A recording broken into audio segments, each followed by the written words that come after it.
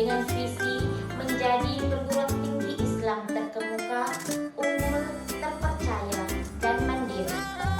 Universitas Muhammadiyah Makassar terdiri dari 9 fakultas, 49 program studi, 764 dosen, dan 462 tenaga kependidikan.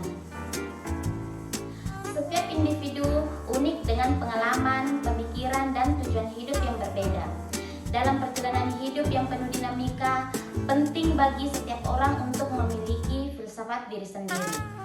Dengan memiliki filsafat yang jelas, kita dapat menjalani hidup dengan lebih bermakna dan berkembang sebagai pribadi yang lebih baik.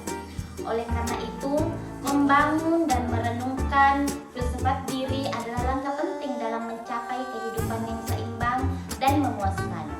Filsafat diri saya, hiduplah seperti pohon kelapa, di mana setiap bagiannya menjadi sumber manfaat bagi orang lain, yang tumbuh kokoh tidak hanya untuk diri sendiri, tetapi juga untuk orang lain.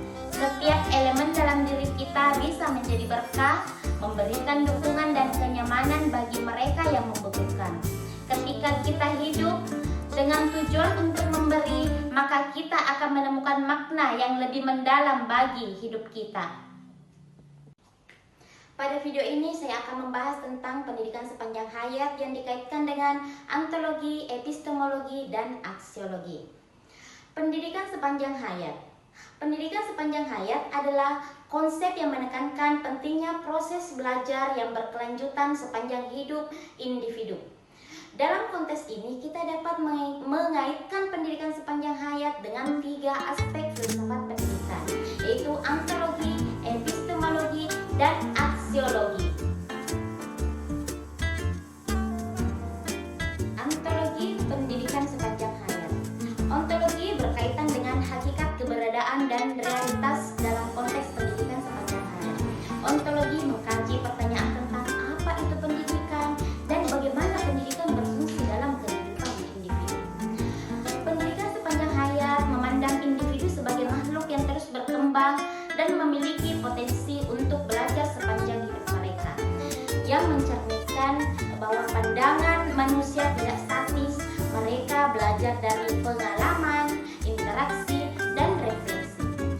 Ontologi pendidikan sepanjang hayat juga mencakup pemahaman tentang lingkungan yang mendukung pembelajaran. Pendidikan tidak hanya terjadi di sekolah, tetapi juga di rumah, tempat kerja, dan masyarakat. Oleh karena itu, konteks sosial dan budaya mempengaruhi bagaimana individu belajar. Selanjutnya, epistemologi pendidikan sepanjang hayat. Epistemologi berhubungan dengan teori pengetahuan dan bagaimana kita mengetahui sesuatu. Dalam konteks pendidikan sepanjang hayat, epistemologi mengeksplorasi cara individu, bagaimana dia memperoleh, bagaimana dia mengembangkan, dan bagaimana dia menerapkan pengetahuan sepanjang hidup mereka. Dalam pendidikan sepanjang hayat, pembelajaran dianggap sebagai proses aktif di mana individu mengkonstruksi pengetahuan mereka sendiri, mencakup bagaimana penggunaan pengalaman pribadi dan refleksi kritis dalam proses informasi yang diperoleh. Pendidikan sepanjang hayat mengakui bahwa pengetahuan dapat diperoleh dari berbagai sumber, misalnya saja formal dan non-formal. Misalnya saja di formal, contohnya sekolah, kursus, sedangkan informal contohnya misalnya pengalaman sehari-hari dan interaksi sosial, sehingga bisa memperluas wawasan individu dan meningkatkan kemampuan mereka untuk belajar. Selanjutnya, aksiologi pendidikan sepanjang hayat. Aksiologi berkaitan dengan nilai-nilai dan etika. Dalam konteks pendidikan sepanjang hayat, aksiologi ini menekankan bagaimana pentingnya nilai-nilai individu dalam proses pembelajaran seumur hidup. Pendidikan sepanjang hayat mengajarkan bahwa pembelajaran adalah nilai positif yang harus dihargai.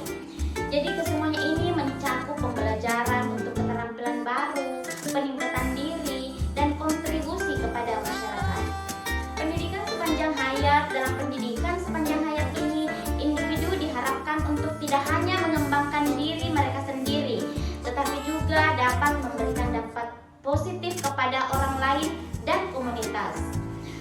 sehingga terjadilah kontribusi pada pembentukan karakter yang baik dan kepedulian sosial.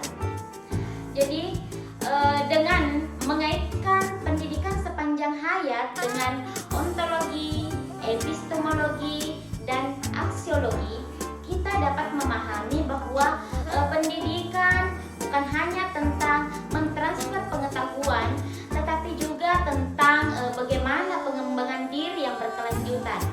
Pendidikan sepanjang hayat menciptakan individu yang tidak hanya cerdas secara akademis, tetapi juga memiliki nilai-nilai yang kuat dan mampu berkontribusi positif kepada masyarakat.